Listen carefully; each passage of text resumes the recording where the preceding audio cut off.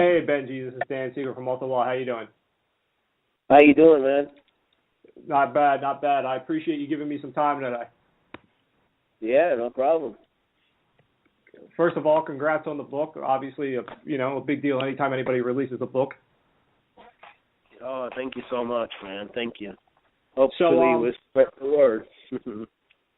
So, just I guess to start, what made you write the book? Was it just the idea of getting the story about your dad out, or was this something that you had thought about for a while? Oh yeah, I thought about it for a long time, especially since he passed away. It's been in my head to do it, but just to people to recognize that we're playing and we're players, and we did pretty good as baseball players. But what's behind it? What makes these three people do good? What makes us successful in our careers and things like that. I want people to know that my Hall of Famer is my dad and my mom, obviously, and I want people to know the story, man. That's what made me write the book. I want them to know exactly what it's about, to go through struggle and then make it, so they get inspired. And obviously, a lot of people will be drawn to the book because obviously they know about you and your brothers and your career, and a lot of baseball fans will be drawn to the book because they'll look at it as a baseball book, but it's a lot more than that. It's a story about you and your brothers and your father and your family.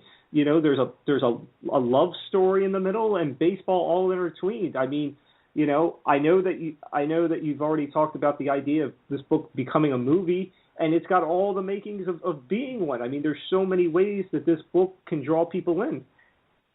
Yes, and that's the whole idea of this. I want people to understand that this is not just a baseball book. If you're buying it for baseball, obviously you might be buying it for the wrong idea, because what it really is like you said, it's a family story of a son and a dad. That the dad made every sacrifice possible, and the mom made every sacrifice possible to help us be where we at today. And that's what I want everybody to get excited about. Your father was a very, I don't want to say strict man, but he was very set in his ways. He had, you mentioned a lot of times in the story about whether it was you or Jose or Yachty, when you guys would get your money, you would try and buy Dad something, and Dad would always tell you about not wanting his money. How long did it take you to just understand your father fully and realize just what it was that he was trying to get through to you and your brothers? Well, to understand that, it took me him passing away and a couple of years later too, because I didn't understand that. I thought the son in my head, the son is supposed to help their parents as much as they can, and that's what I was doing in the major leagues. I wanted to make it to the major leagues because I wanted to help my parents, have a better life, have a better car, have a better house, things like that, so they can live better. But it wasn't like that. My dad didn't want anything from me. He didn't want anything from us. My brother went to buy a car for him in the dealership, and he said, "Don't buy it because I won't drive it." And my brother Yachty bought it, and he didn't drive it. So that was just the way he was. That's the way he wanted to do things. His way, and that was it. You talk about in the book, especially early on in your minor league days and when you first got into major leagues, about being very money conscientious. Okay, you had your children who were still young at the time. You weren't making a whole lot of money. Your family was off in one place while you were in another.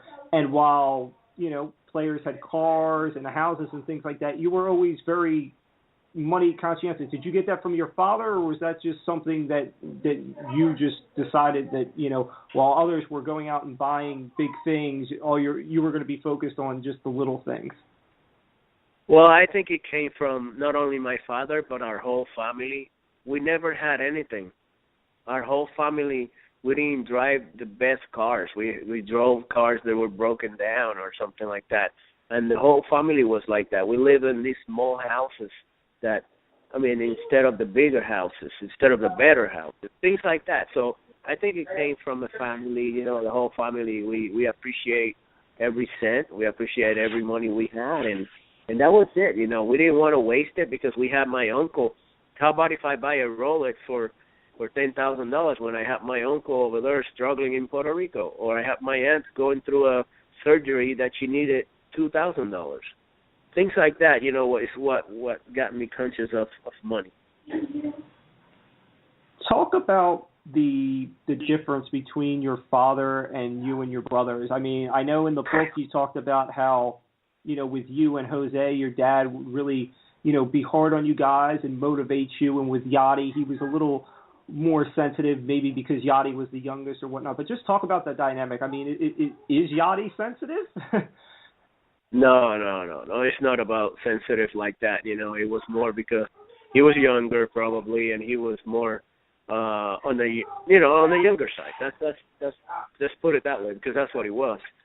He was very, very protective of my brother just because we were older. He knew that we were fine.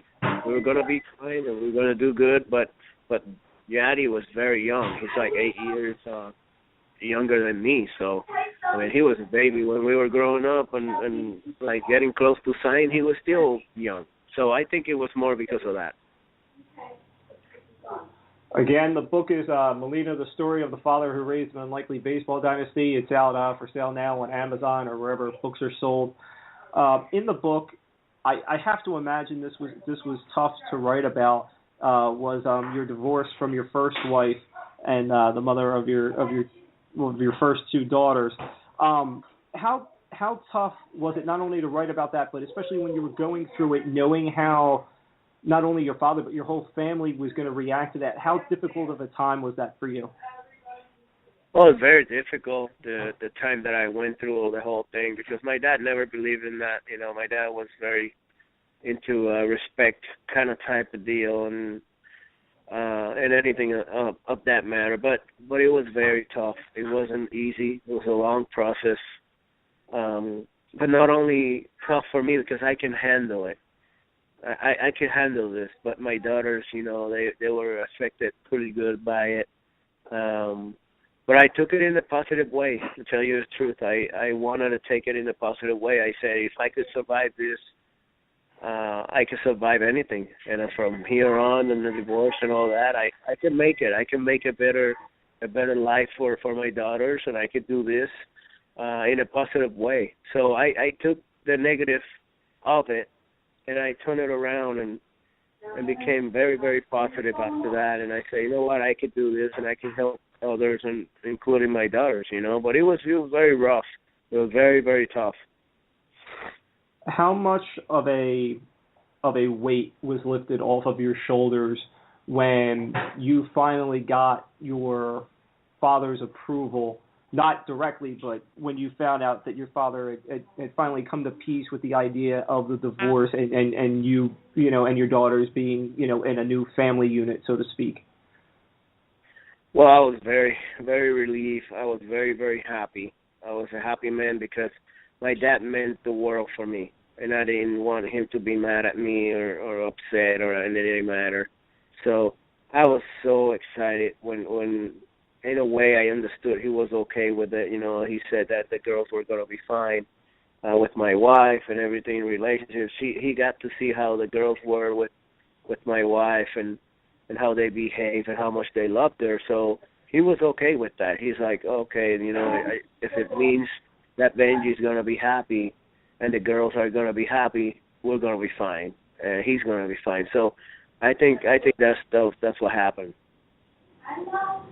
Obviously, when your father passed away, it was devastating for everybody in your family. You obviously at the time were on a family trip. It was the off season, so you had your wife and your kids out at Legoland, I think it was. Yachty actually happened to be around your father. He was actually at the hospital when your father passed. Obviously, that took a toll on everybody. I know afterwards you even debated with going back and playing baseball because you felt you weren't sure if that love of the game was still there. Was that? Did you ever get your full sense of the game back once your father passed? Well, I got it at the end of my career when I was when in 2009 I hit the 20th homer of the season.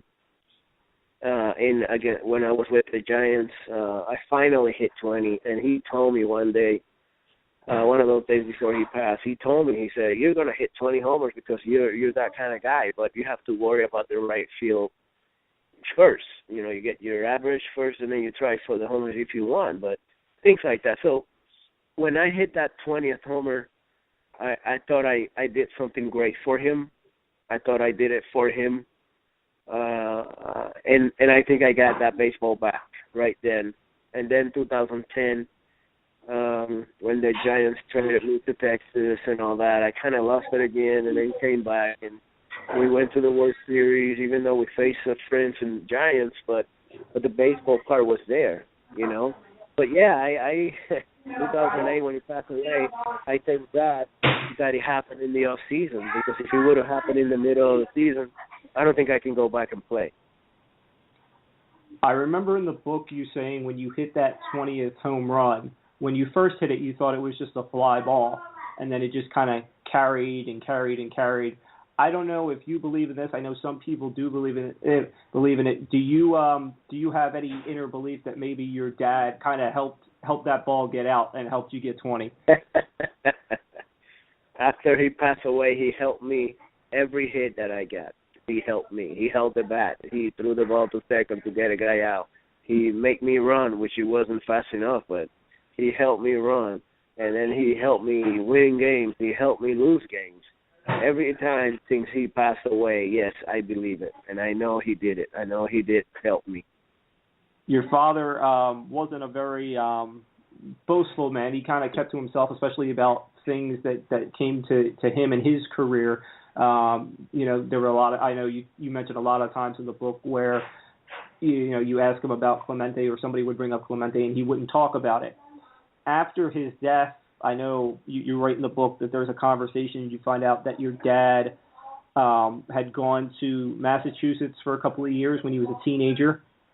And then basically you found out that he skipped a tryout that he probably would have got, probably would have got signed and started his career because your mother was pregnant at the time.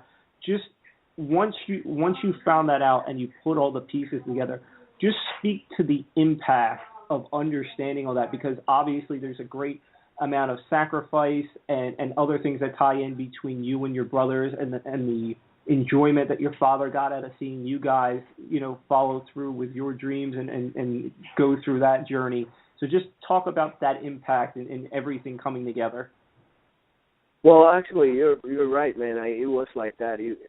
He sacrificed his baseball career, actually for me in that moment, because I was the one who my mom was pregnant with. So he sacrificed that, and he said, "You know what? I'm a family man." And that's what he said. He said, "I'm a family man," and he stayed. But like I said before, also after I realized what was he about, he wasn't about making it to the big leagues. For him, it was more about family. It was taking care of a family. It was. He is a family guy. He loved being a family guy. So that's what we need to understand. That his dream, he lived his dream. He lived his dream. He wanted to be a family man. He was. So he didn't. It's not like I messed him up by not going to the tryout or not. It was just like he was for him. He was not into it. He was more into family, and that's what he is about. I mentioned that you're, I guess, in the beginning stages of trying to make this book into a movie. Obviously, casting would be well down the line, but I mean, in a perfect world, if this movie does get done, who would be the perfect guy to play your father in the way your father was, for you at least? Well, it's different. It's on looks and or whoever you want him to be him. You know, whoever you want the guy to be him. For looks, I think Amaro in Alaska would do good because he kind of looked like him, you know, in a way. But it's kind of hard to say because I wish Denzel Washington would play him. I'm a big fan of him. But also Jamie Foxx would be great for us to have him. And in my mom's side, it's kind of funny. I don't know if you know Monique, the comedian Monique, yeah. and I told her, how about this one, Mom? And I showed her a picture, and she started yelling at me like, no, she's too dark. I'm not that dark. You got to get somebody like the girl from Taxi, you know, that the Queen Latifah, she was saying, and then we're you know, trying to get Sofia Vergara, which I think it'll be funny, you know, with her, because my mom has a funny side into her, even though she's a bench coach in anybody's team right now, but she's very, very happy person, very funny. So, but that's what I think, you know, that's what I think. It's not something that's going to happen, of course, but that's what we think we could play. Is Mom the type of lady that if this movie gets done, she's going to be on the set telling people where to go and how they should act and how it was done?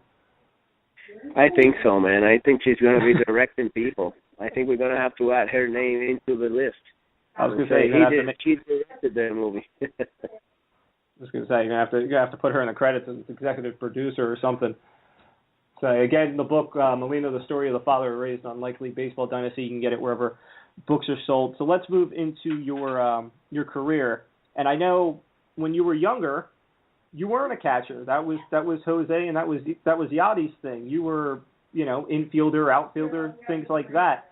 So I know the story goes that basically a scout came, flipped you a ball, flipped you the glove, said go to catcher, and that's how it started. But I mean, just how long did it take you to get acclimated? I know you've watched your brothers, but I mean, you weren't behind the plate, and catcher isn't exactly something you just pick up and run with.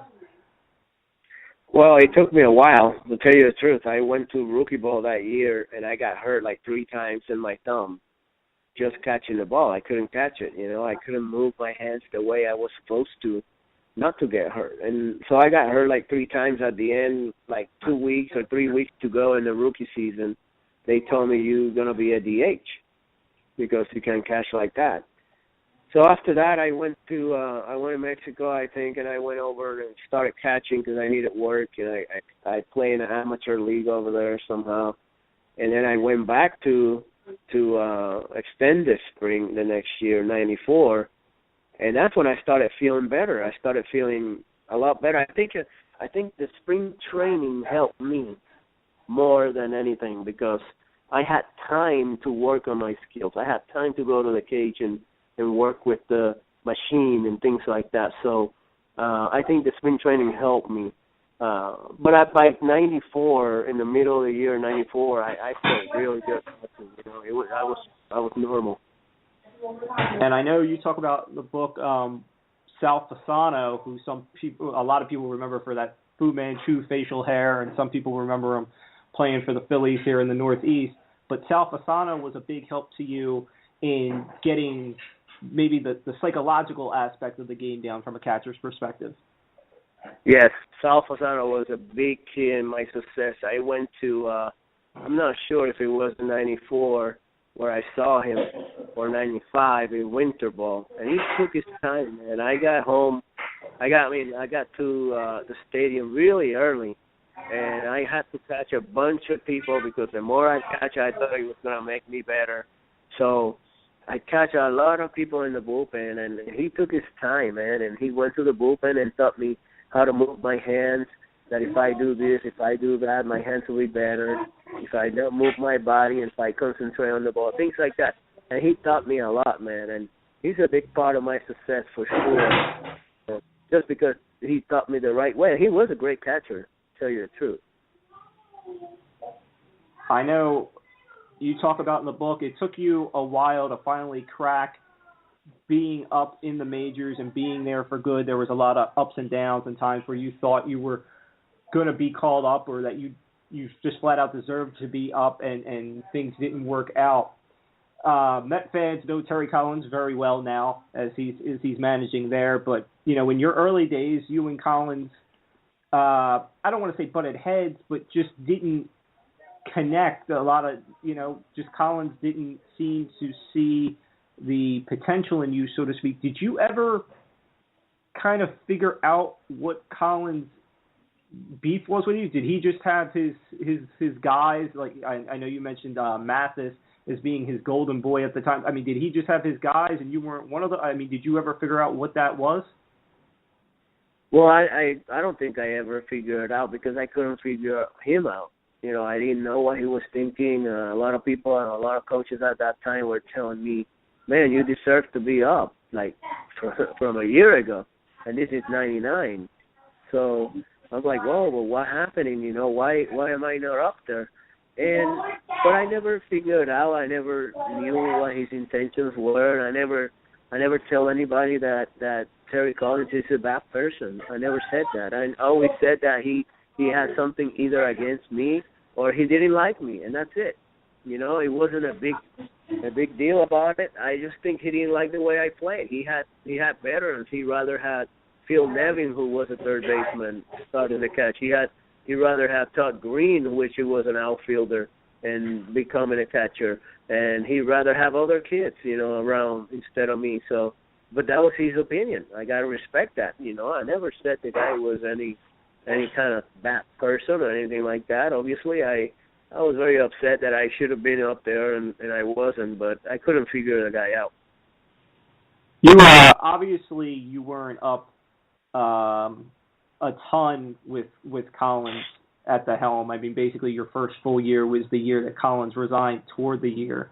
So I don't know how well of a hand you had on the pulse of the team under the Collins regime, but just talk about the little bit that you were there with Collins and the switch that was in the clubhouse from Collins to Scioscia.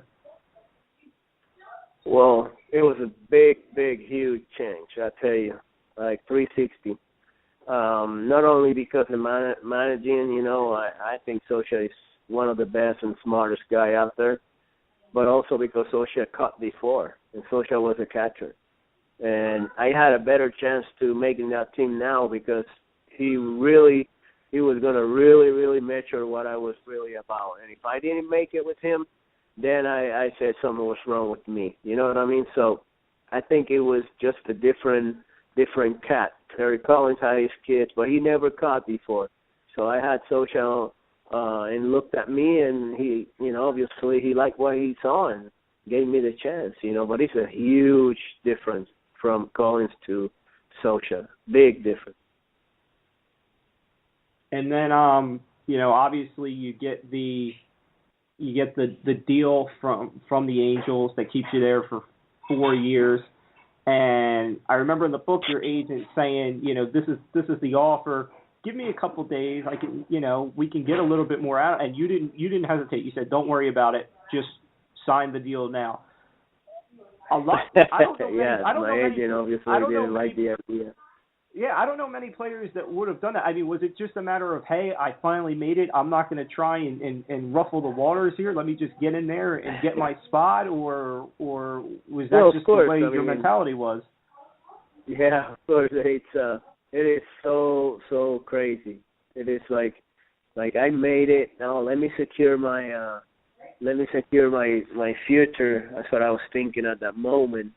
Let me secure my future, and then we go at it, you know, and maybe hopefully in 4 years I can come back and get another one, you know. But in the moment, I was just trying to secure a future, you know, and my family's future, and that's why I went for it. But obviously your agent is not going to try to go for that, you know. He wants to get paid more, right? So, but for me it was okay. I was more about baseball. My head was about playing and winning games than winning money. So I was fine with it. And, you know, in L.A., when you mention Kobe Bryant, people automatically think of winning and championships and you know, a certain Hall of Famer.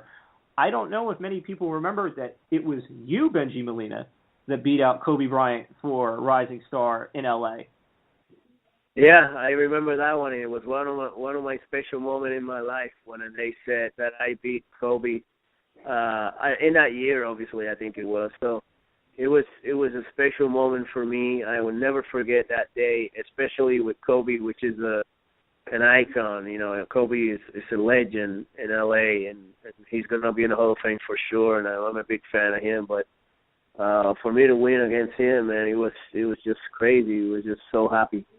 Have you ever bumped into Kobe, like at an event or just in LA at some point, and they're like, "Hey, remember that Rising Star thing? I got you on that one."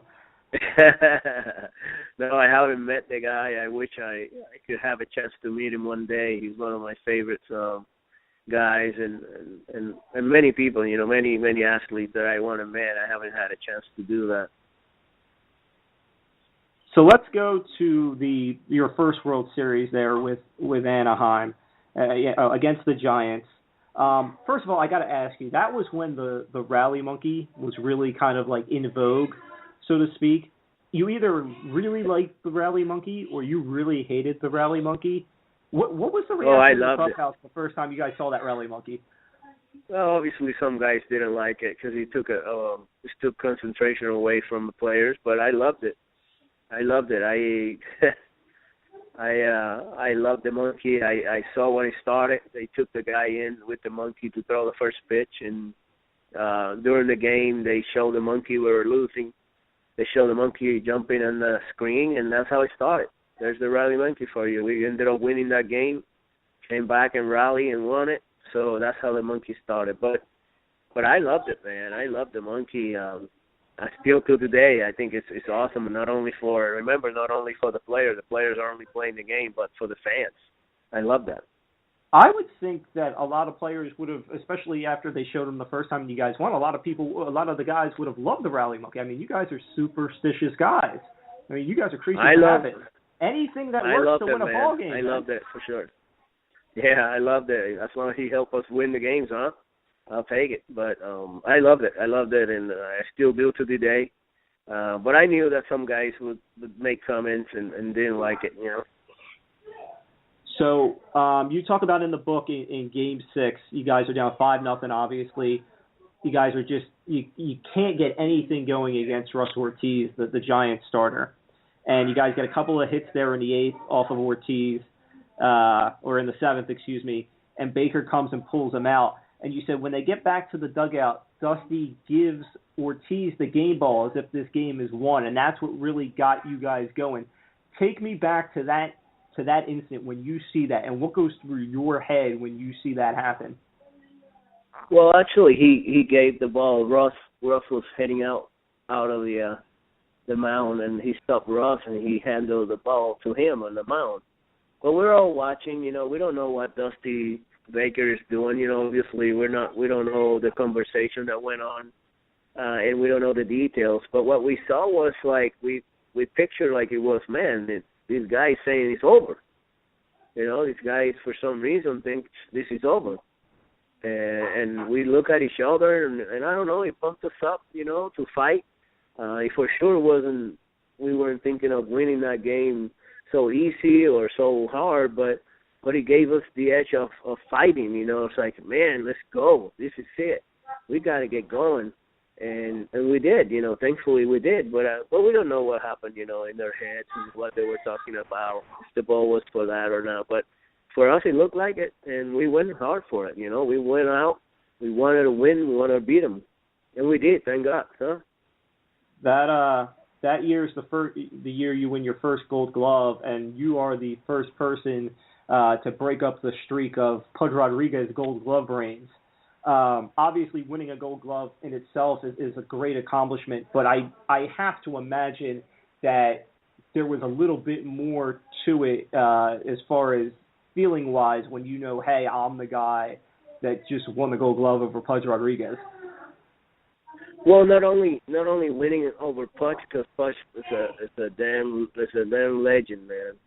I mean, the guy's gonna be automatically first ballot in the Hall of Fame. So, not only that, I wasn't thinking of taking it away from him, but I was thinking of winning it because the hard work I had to do, all the mornings that I had to be there early in training, and all the late afternoons that I had to do and be there and work and get hit so many times because I wanted to become a better catcher. That's why I wanted to win it, and to show the world that even if you're not a catcher, and you put that in your head, and you want to become a good catcher, you can. You can do it. And that's why I wanted to win it, more than just to prove that to win it against Pudge, you know. A couple of years later, you end up catching a Cy Young winner who is still pitching and relatively good at the moment in Bartolo Colon. Obviously, when you were catching Colon, he was a different type of pitcher. He threw a lot harder. You know, he was more of a thrower than a pitcher. I don't know how much baseball you watch nowadays, but I'm sure you've seen a little bit of Colon here and there.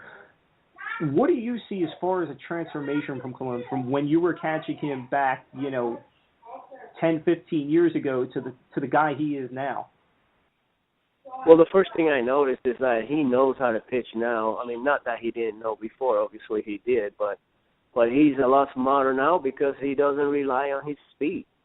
And before, it was a power pitcher. You wanted to be powerful, and he'll get you with the power stuff. But now it's moving the ball, two-seamer, mixing it up with a four-seamer and a little slider here and then and a changeup. I mean, he's becoming a pitcher. But let me tell you something about Bartolo that a lot of people don't know, and they'll be interested to know. Bartolo is a beast.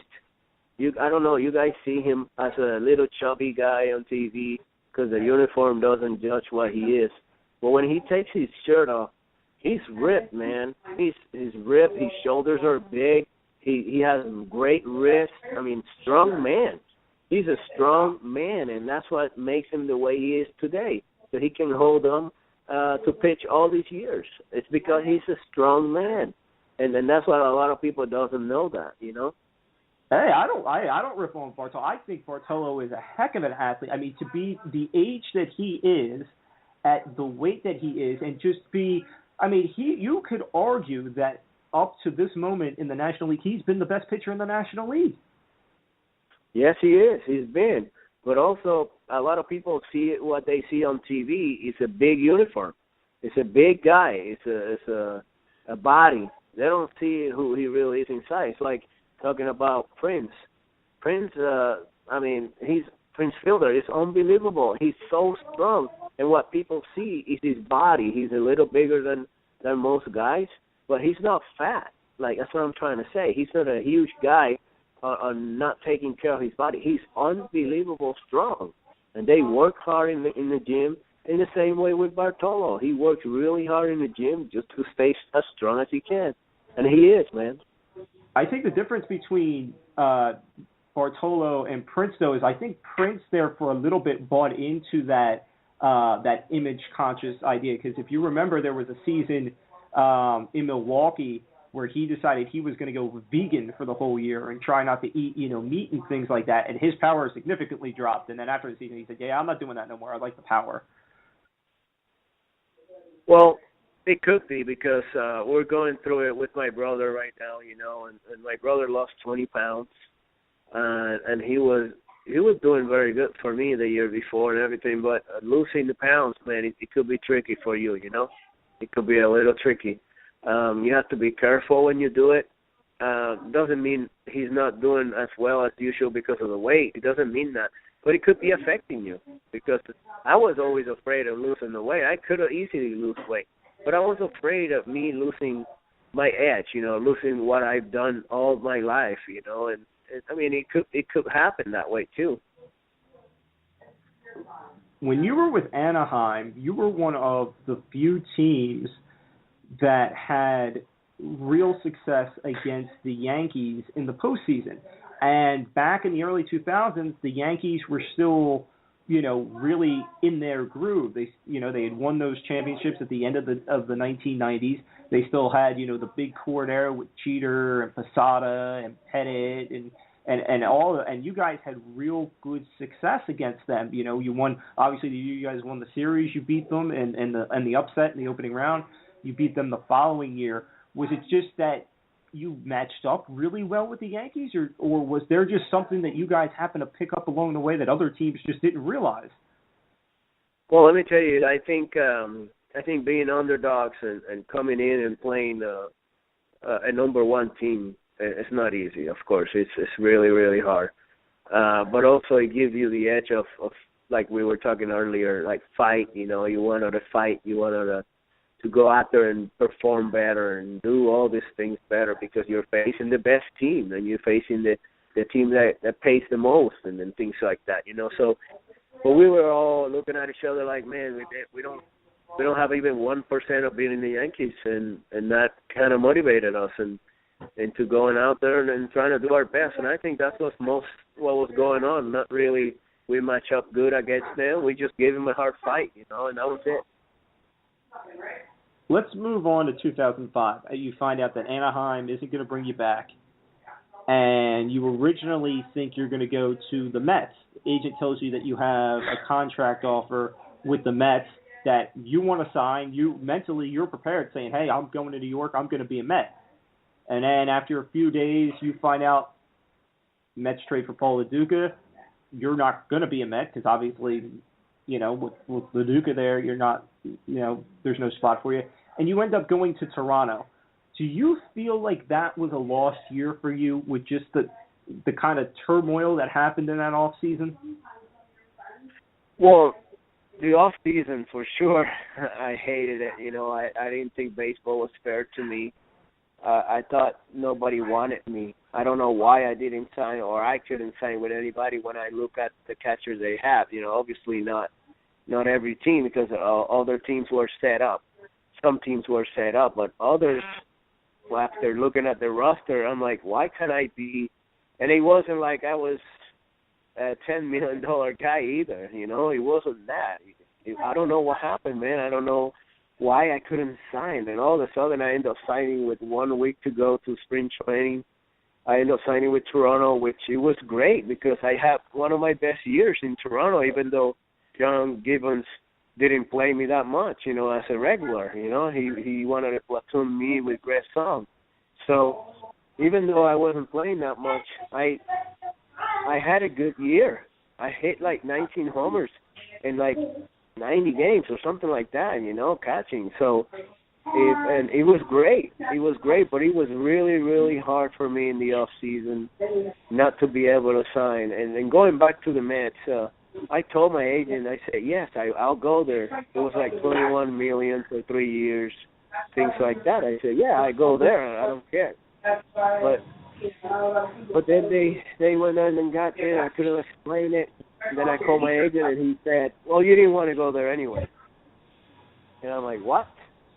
And the reason was that my agent told them that we won 4 years instead of 3, when I already told them that I was okay with 3 years. And he went out there and said, no, we're going to discuss 2 other teams in the winter meetings. And that made the Mets think, you know what, he doesn't want to come over. Let's go get somebody else. And he messed it up for me, and that was it, I wasn't very happy about it, but that's how baseball goes. But what got me more sad was that nobody else came forward. It's like when I played my last year with Texas, and then I tried to play one more year, and all I got was minor league deals. And it really, really hurt my heart when they say that, because if I played minor league deal, there was going to be a bunch of other catchers getting $2 million, 1.5, $3 million, $4 million that don't even have half of my numbers. So in a way, I got kind of upset and kind of mad about what was going on.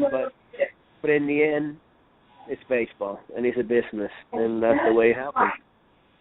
All right. Before we get to you going to Toronto, obviously, as you said, you were ready to go to the Mets, and then your agent kind of messed that up. But if you had been on the Mets, obviously we know how that plays out. The Mets end up going to the postseason and end up playing your brother Yachty, who then eventually hits the home run that has put the Mets in futility ever since. So I ask you, Pudge, or Bengie, as a Met fan, I'll admit I'm a Met fan. If you were behind the plate for us, does Yachty ever hit that home run? You wouldn't have called the changeup, would you? The funny part about that is that I was watching the game at home, and I said, sit on the changeup. Sit on the changeup. I'm talking to the TV, right? And I'm like, sit on the changeup. He's going to throw you a changeup. He's going to throw you. I mean, I said it for like 10 times, and all of a sudden, first pitch or whatever it was, change up, man, and he hit it out. And I said, I told you, you listened to me. But no, I don't know if he hits the homer. Maybe, yeah, because that was meant to be, you know. So maybe he hits it because it was just meant to be. I'm just thinking it's your brother, man. You got to know how to get him out. you know all the weaknesses in the Yachty swing. Sometimes you'll be surprised, man. That doesn't work that way, you know. You have so many hitters in your head that when you face somebody like that, you don't face too many times, you will have to go to the video and try to figure him out and things like that. But, man, it's hard. When you're so you go to Toronto, and when you come back to Anaheim for that first series there, obviously you get a big standing ovation from the crowd, which was a big deal to you. And you actually play against your brother Jose. Jose's actually catching across from you, and you guys actually end up stealing bases from each other. Just talk about the competition level and the trash talking amongst the three of you. No, there was none of that. Maybe in the beginning it's just joking around, and when he stole the base on me, I said to myself, I don't know what I have to do, but let me tell you, I got to steal it back. You know, I got to do the same thing. But it was all fun. You know, we never had that. We never went through jealousy or envy or anything like that. We were all trying to make it same way that my brothers were, I was. So we never had that. You know, in our family that wasn't the case. In Toronto, there's this. I guess we'll say there's a stereotype that when you go to Toronto, the culture there is we're not going to hit for average. We're not going to try and get on base. We're always going to take big swings and look for the long ball. Obviously, I mean, you mentioned it. You were in a platoon with Greg Zahn at the time, whether it was justified or not, but you had one of your best years there. Like you said, you hit 19 home runs. Is that the culture there in Toronto? They're not so concerned about you getting on base, but, I mean, they want power from everybody in that lineup. When I was there, no, that wasn't the case. When I was there, Mickey Brantley was the hitting coach. He was very smart, and he was always trying to get you to hit a gap or hit a line drive. Always. We hit early every single day, and every single day we hear the same thing. Same thing we hear every single day. Line drive up the middle. Line drive up the middle. We never heard go for the fences. Obviously, Toronto is a hitters friendly park, and more balls goes out there, more than usual. But it wasn't the mentality. Maybe it is now, if you want to say that. But when I was there, it wasn't the mentality of everybody hits homers. It was the mentality of everybody getting a hit up the middle, and it happened to be homers, but I didn't see that. Again, we're talking to Bengie Molina. His book is Molina, the Story of the Father Who Raised an Unlikely Baseball Dynasty, available wherever you can buy books. We've got Bengie for a little bit longer here. Let's move to after your year at Toronto, you go to the Giants, and you're there when Bonds is still there. Actually, your first year there, I think, is when Bonds ends up breaking the home run record. You are, I guess the best way to put it is you were critical of the way Bonds was in the clubhouse with everybody else. You talked about how he was very solo, how he was very outgoing as far as praising everything that he had to everybody else and things like that.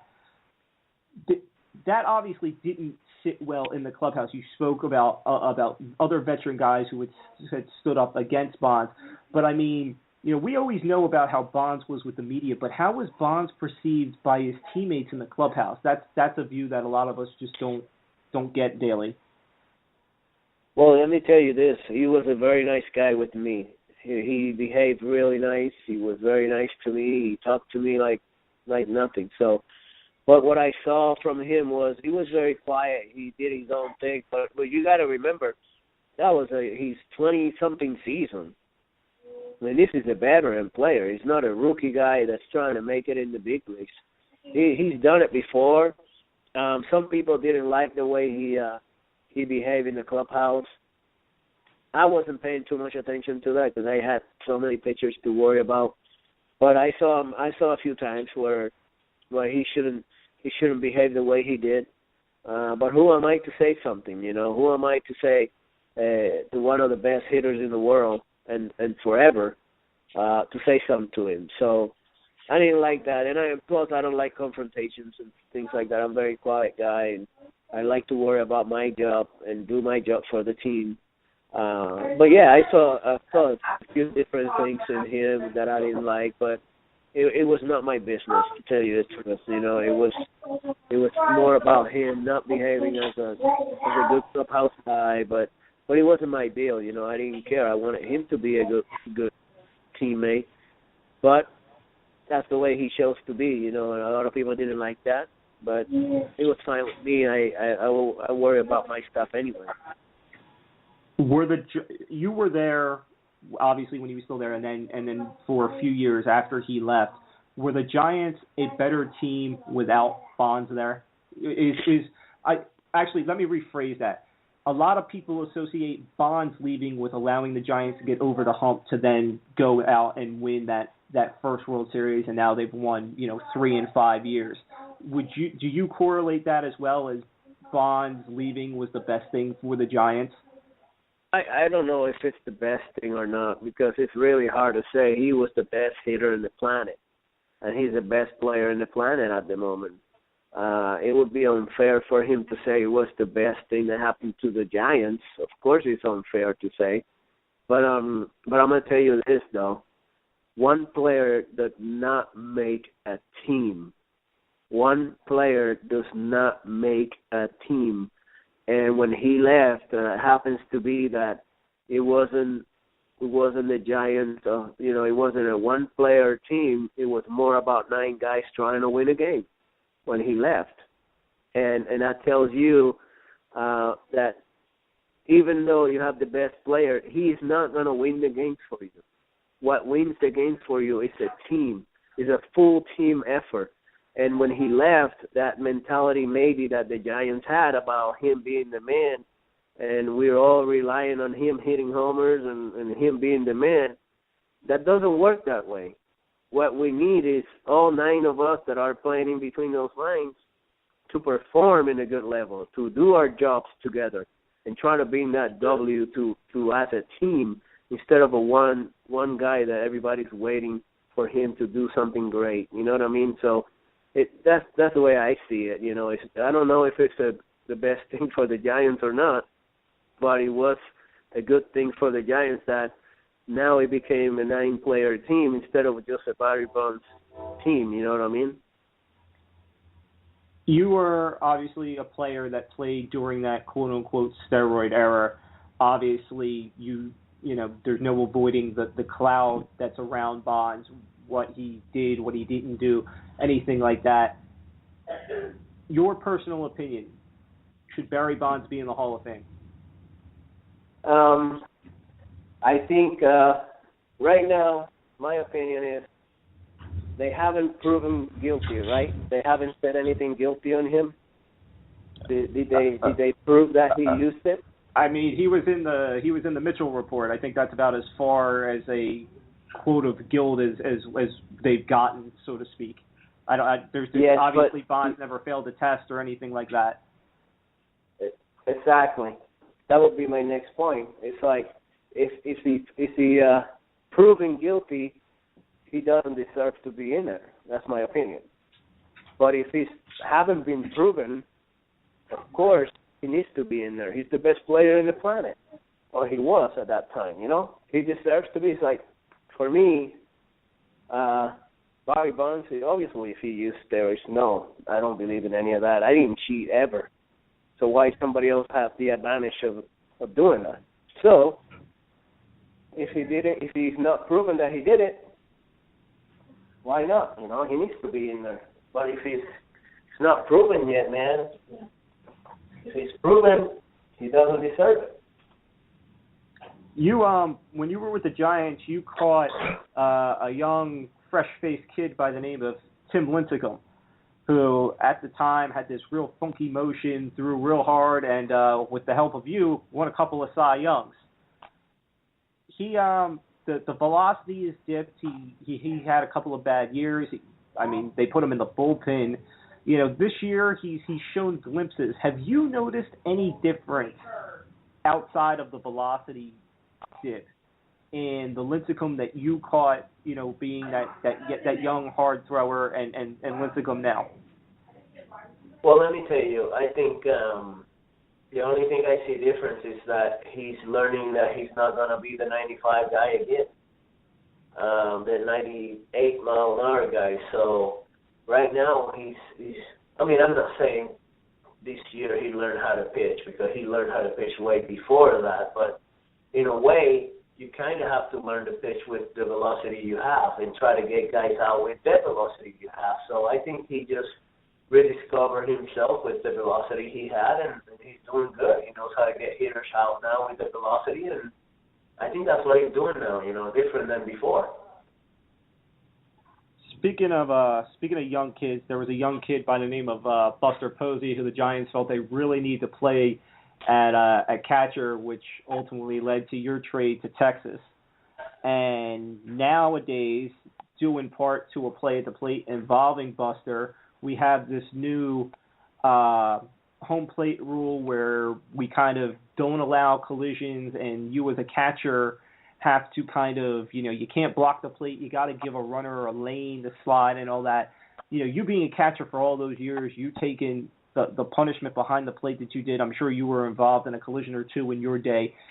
What are your feelings on this new rule that they have? Do you like it? Do you not like it? Do you think there needs to be tweaks to it? Give me a catcher's perspective on the new rule. Well, let me tell you this. I'm both ways, and I'm going to explain what's going on, and I'll tell you right now. I think in one way, saving the guy's career, I can understand that, and I can live with that. But I'm an old school player. I don't like those changes. I like the game to be played the way it was meant to be for Yogi Berra, who was 90 yesterday. Johnny Bench, all those guys. That's real baseball. That's what baseball is.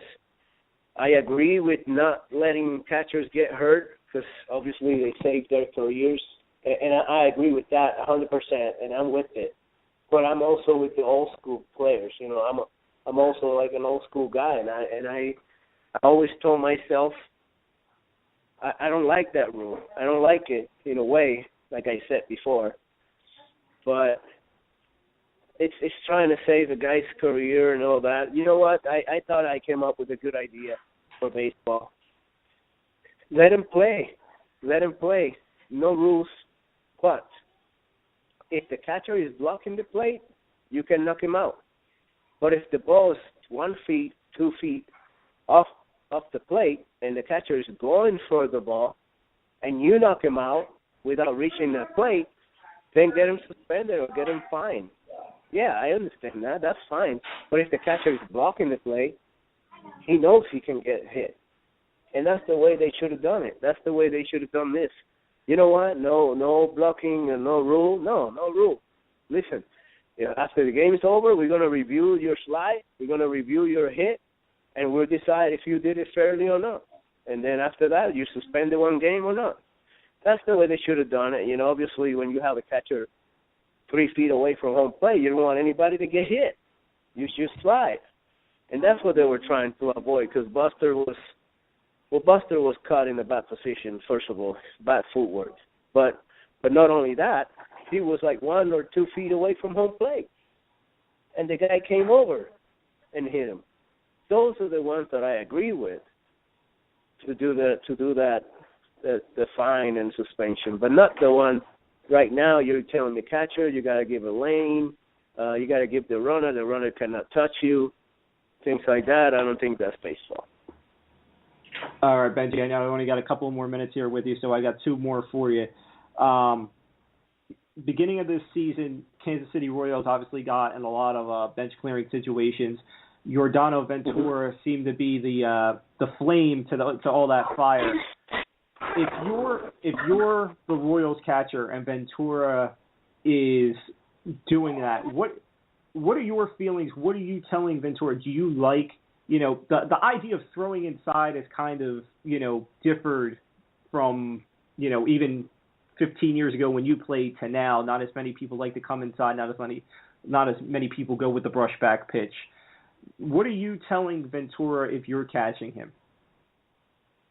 Well, I will talk to him before, obviously, the game, and we'll talk about who deserves to be pitched inside and who doesn't. And if you have a power hitter that extends the arm, well, you got to stay inside. You got to stay inside. Or you have a short guy that likes the ball inside, I would tell him we'll go inside, we'll go for a ball. It doesn't mean hit people. But what I seen from Ventura, it's somebody gets the ball hit hard off him, and he's staring at the hitter. And if somebody can explain to me why you do that, then I can answer your question. Because why, if Mike Trout almost took your head off, why do you get mad at him? You understand? Like, why do you get mad at Mike Trout? He just hit. What, you want him to strike out, or what are you? So for me, watching those things, Ventura is instigating the problem. So I would talk to him very clearly. You don't have to hit. I'm the catcher. I have to go out there, hit, thinking that they're going to hit my head.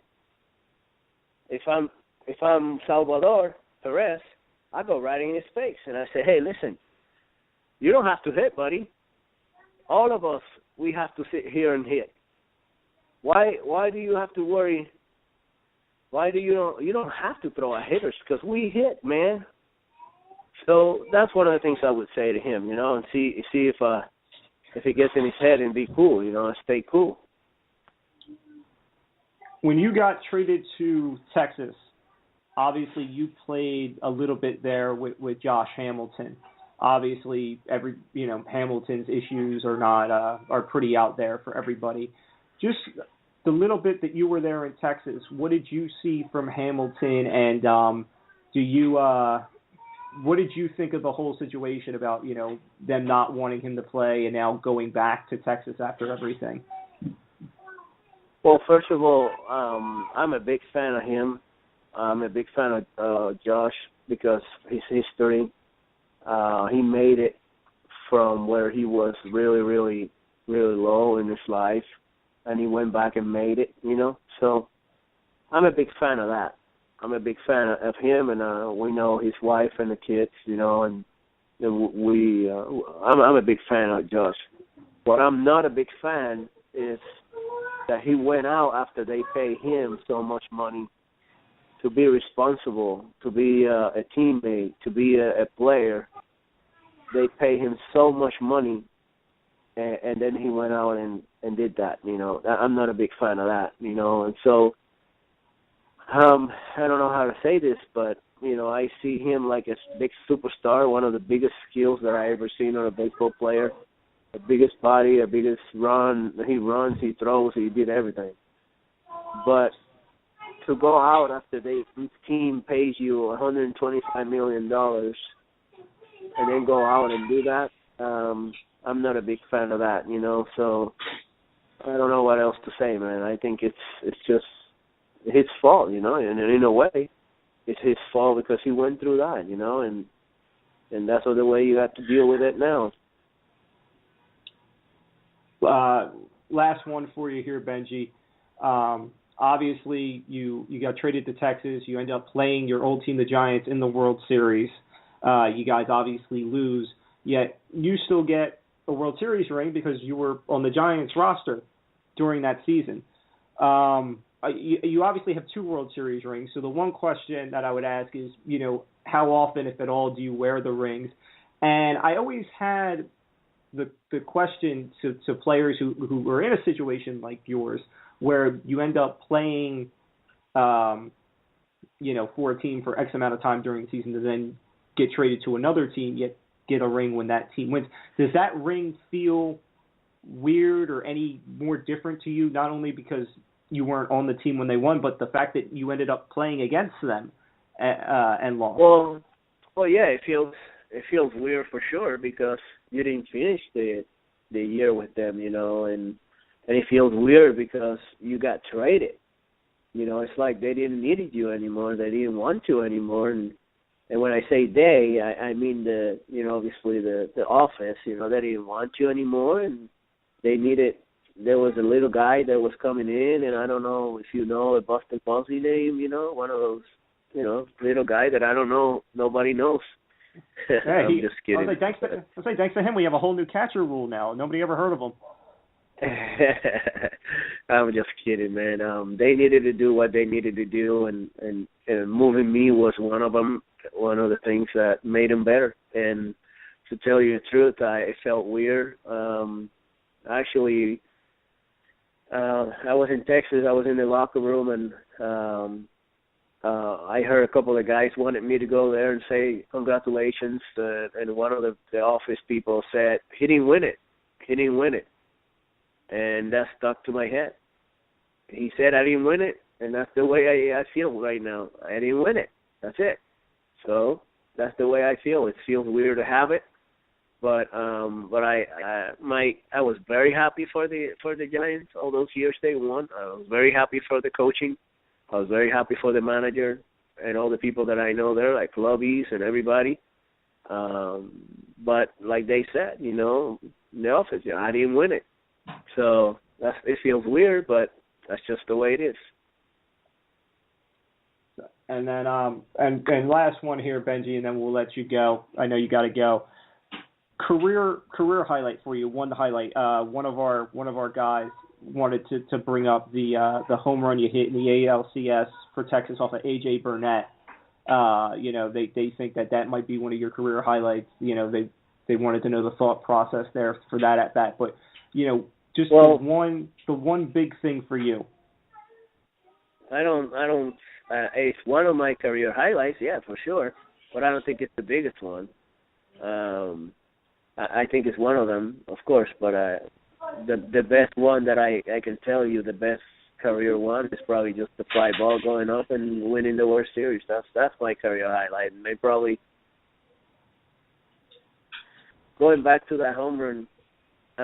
I know Burnett from before, and he always tries to get ahead with the fastball. So I was just saying to myself, don't miss the fastball. See, if he's gonna throw it, doesn't matter where he throws it, you react to it. And he had a good cut, you know. I had a good cut and a good swing. I was looking for it, so and that was my thought process on it. All right, Bengie. Once again, the book Molina, the story of the father who raised an unlikely baseball dynasty. The book is out now. You can get it on Amazon, Barnes & Noble, wherever you can buy books. Bengie, thank you again for giving us the time. Congratulations on the book. Much success. And, you know, once the movie gets rolling, I'll definitely go check it out. I hope so, man. And I hope everybody enjoys the book. It's a very, it's to motivate kids and motivate parents and moms and dads out there to become better parents and to get their kids going. So thank you very much for having me. No problem. Once again, Bengie Molina, World Series champion, Gold Glover, and part of the Molina catching tree that Yachty now carries on. Bengie, again, thank you so much, and again, much success with the book. Thank you so much. All right, thanks. Have a good one. Okay, thank you. Okay, you have that. I'm going to fix